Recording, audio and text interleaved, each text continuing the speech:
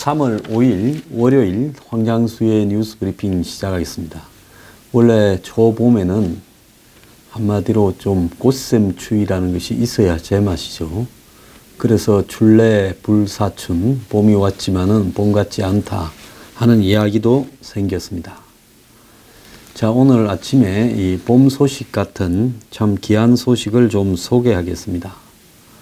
미국의 애틀란타에 계시는 편혜홍 회원님, 옛날에 외교부에도 오래 근무하셨던 훌륭하신 분으로 알고 있습니다. 여러 가지 돌아가는 게 보기 싫어서 미국에 지금 은퇴 이후에 거주하고 계신데요. 지난번에 메일이 오셔가지고 이렇게 자비로 광고를 좀 하겠다 이렇게 말씀을 하셨습니다. 미국에서 교민들이 많이 보는 신문에 뉴스 브리핑 회원이 2월 17일로 10만 명을 돌파해서 그걸 축하하고 또 널리 같이 동참해 주십사 하는 광고를 올리겠다 해서 제가 참 제 입장에서 이 폐를 끼치는 문제라서 이러고 저러고 말씀드리기가 어렵다 말씀드렸더니만 본인 직접 광고 문안으로 이렇게 게재를 했습니다. 그래서 미래경영연구소 소장님들과 모든 스태프분들의 건강과 안전을 기원합니다.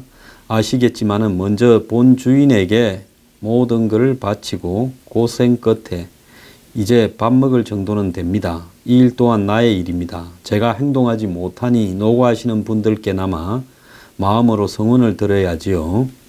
제 마음에 있는 걸 모든 걸 얘기해 주시니 얼마나 고맙습니까? 부담 가지지 마십시오. 이 비뚤어지게 정반합을 추종하는 자들을 이 땅에 완전히 괴멸시키고 보수의 탈을 쓰고 정의를 외치는 자들을 이렇게 또 괴멸시켜야 된다. 이렇게 말씀을 하면서 여러 가지로 한국에서 들려오는 이야기를 많이 듣는데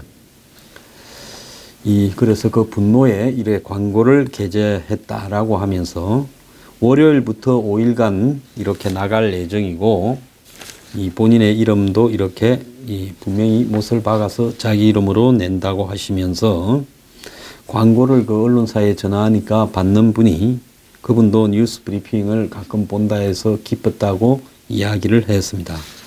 자, 미국에 있는 교민께서요, 참 멀리까지 가서 사시는데도 여러 가지 어려움이 많으실 건데 이렇게 신경을 써주셔서 대단히 감사합니다. 더욱 열심히 하도록 하겠습니다.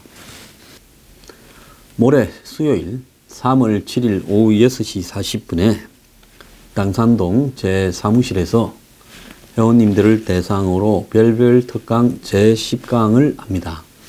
지난번에 제9강 강연이 유튜버에서 각각 10만을 넘었습니다.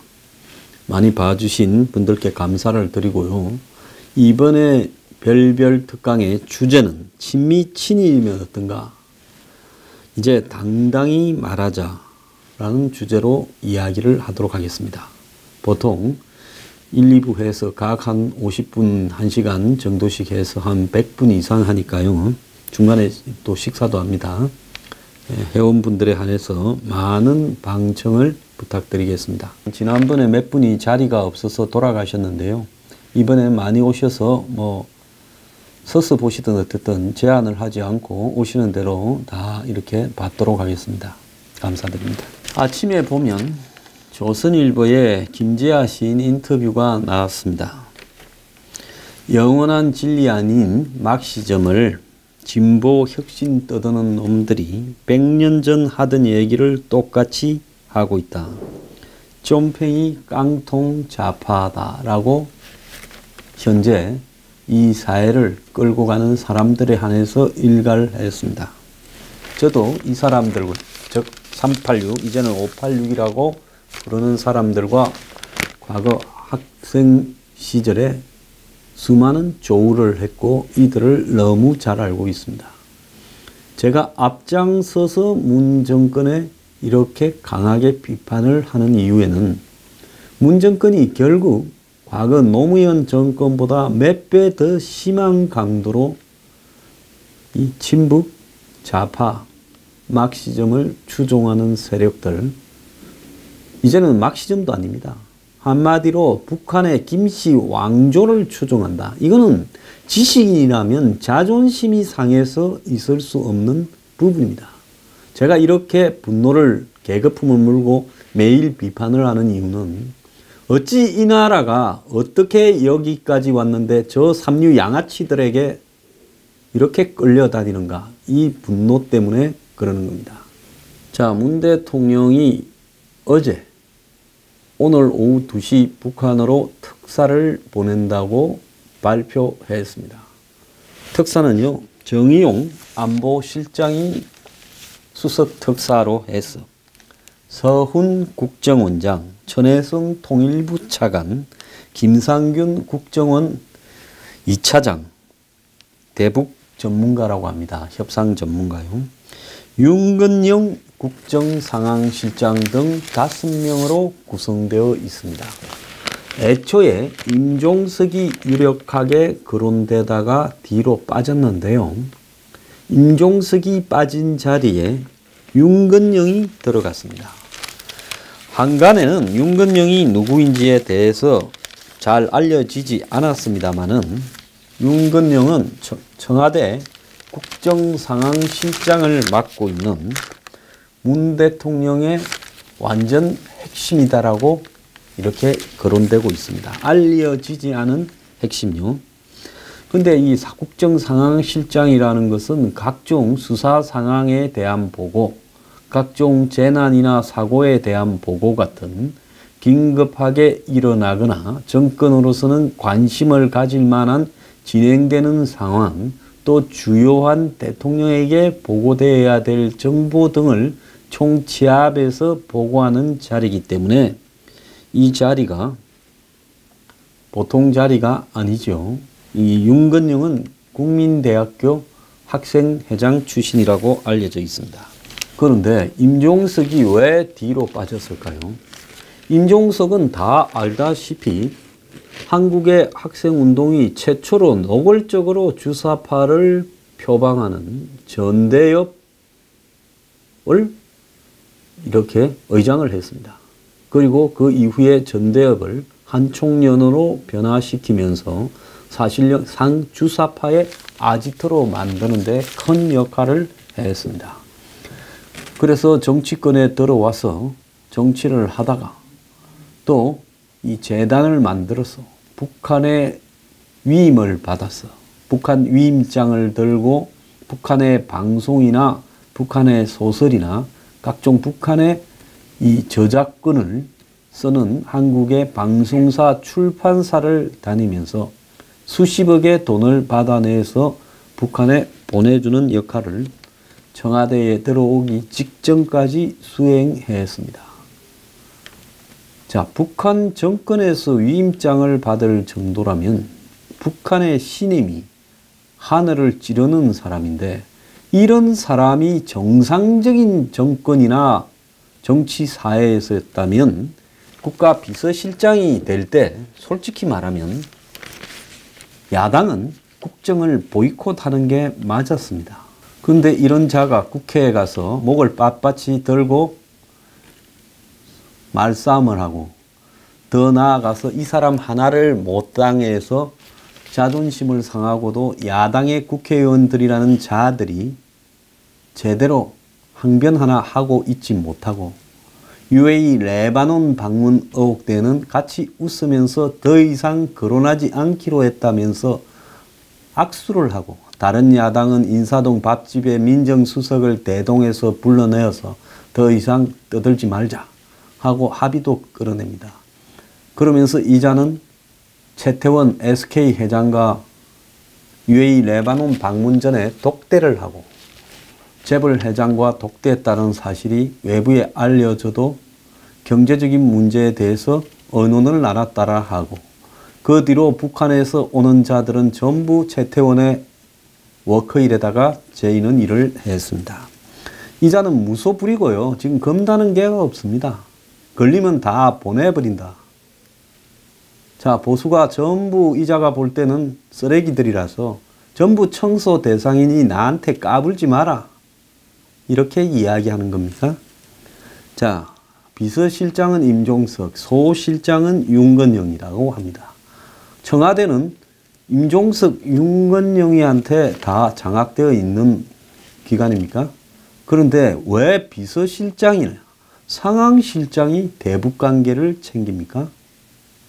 과거에 이명박 박근혜 정권 시절에 비서실장이나 상황실장이 대북관계를 다 챙겼다고 하면 야당이 들고 일어나서 난리가 났을 겁니다.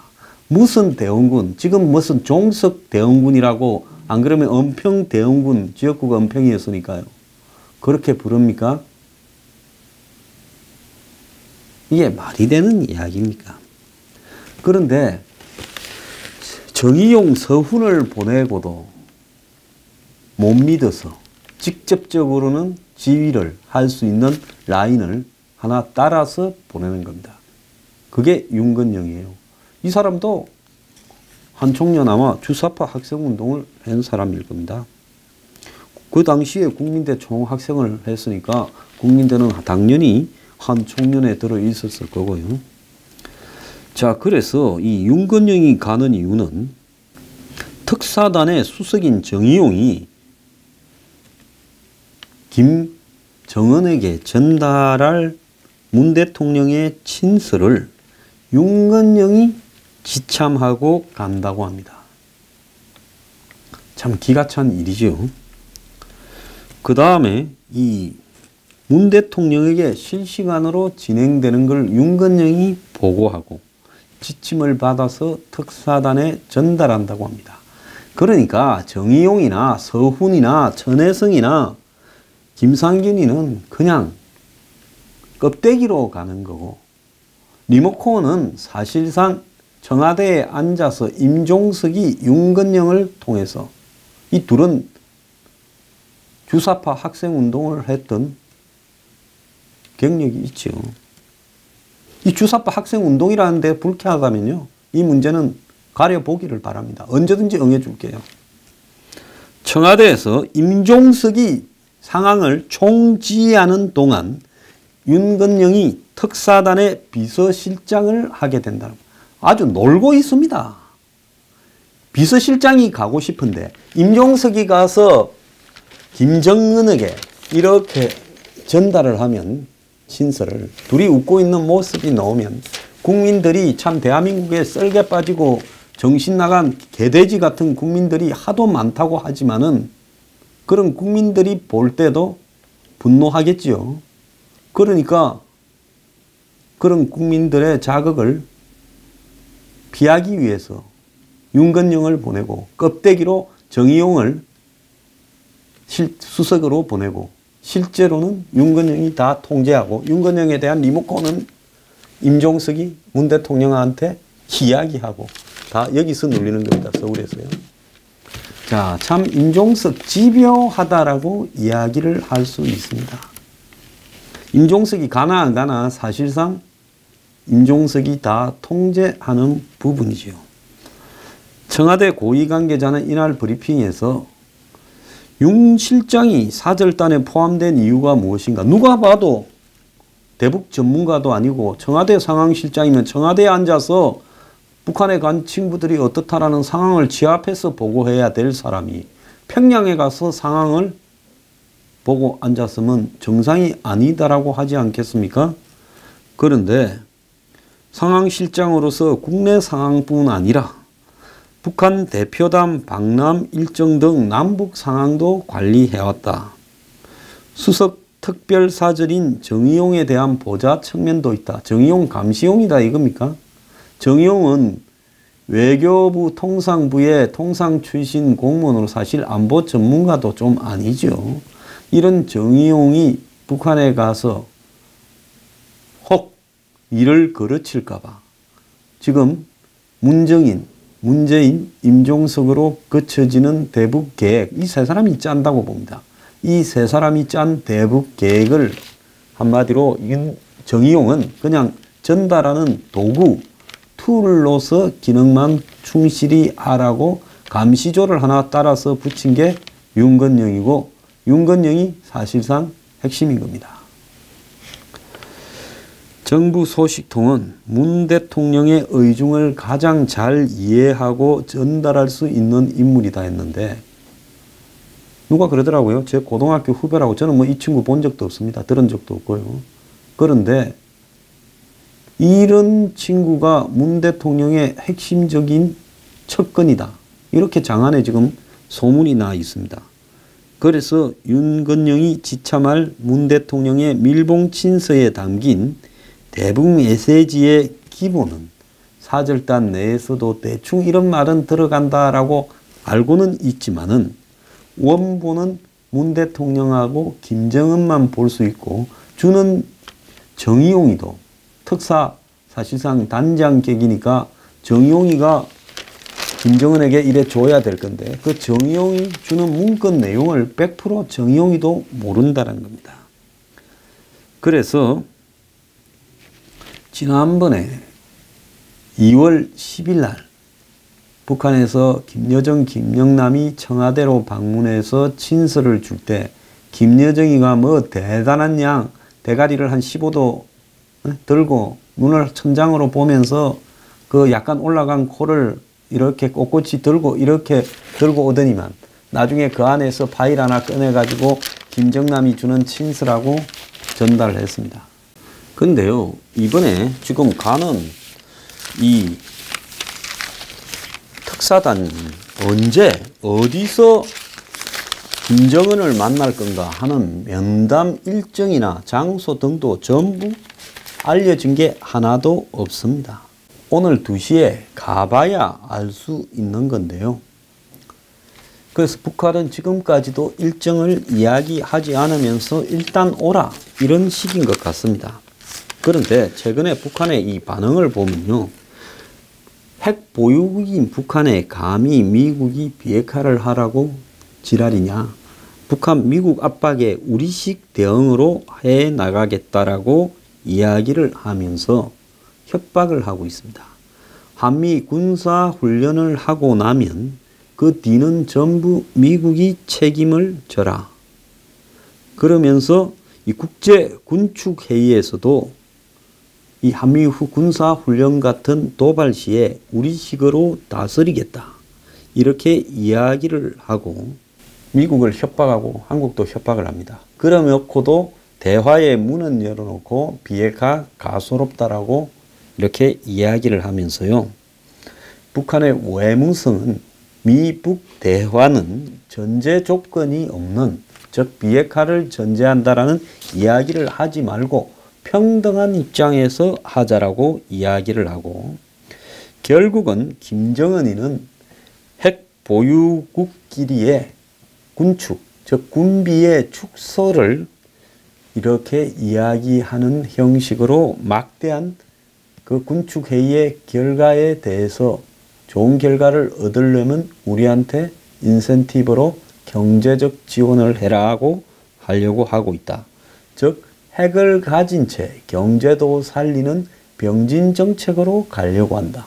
그러니까 무조건 전제 조건도 만나는 전제 조건도 비핵화고 1번 안건부터 100번 안건도 다 비핵화다라는 미국과 지금 엄청난 차이가 있죠. 그러니까 야당이 서로 접점도 없는 미국과 북한 관계를 기어이 붙여보겠다고 이 중매를 서는 이런 문 정권의 태도는 비핵화 전제가 없는 북한 이 핵개발 축하 사절단이다라고 이야기를 하고 있습니다. 자, 이 정권은 김정은이를 면담하고 난 뒤에 미국의 특사도 보내고 북중국의 특사도 보내어서 대화를 중재하겠다 하는데 미국 측에서는 한국 너네가 대화를 중재할 중립적인 위치냐라고 굉장히 기분 나빠하고 있습니다.